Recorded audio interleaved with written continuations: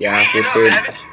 एक्लो छु म छैन कोही मिल्ने साथी सुन्ने लाग्छ मोहिने बाटो छैन केही पनि राम्रो घर छोडी आएको धेरै भयो आमाको याद आउँछ जान मन छ फर्की आफ्नो गाउँ तर अझै भएको छैन सपना पुरा घरको जिम्मेवारी छ टाउको माथि लाग्दैन निन्द्रा रातभरि सोची बस्छु म के हुन्छ होला जिन्दगी कहिले काहीँ सम्झी आफै रुन्छु बिरानो लाग्छ यो सहर छैन कोही आफ्नो भन्ने मान्छे डर पनि लाग्छ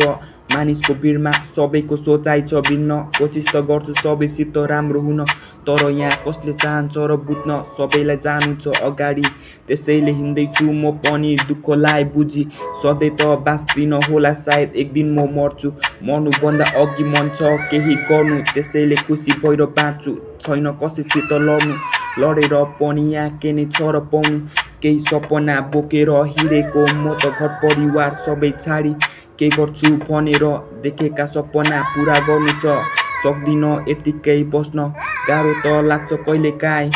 विभिन्न सोचाइले मन धेरै दुखी बनाउँछ लाग्छ के गर्नु सोचेको जस्तो सजिलो केही पनि देख्दिन थाहा छैन कहाँ पुर्याउने होला यो समयले हरेक दिन दुःख पीडाहरूसित लड्दै बढ्दैछु अगाडि कसलाई भनौँ यो मनको पीडा यहाँ कसले पो चाहन्छ र बुझ्न भन्न मन छ सबलाई के भइरहेछ मेरो जिन्दगीमा त्यसैले लेख्ने गर्छु एक्लै हरेक रातमा कसरी बित्दैछ मेरो दिन।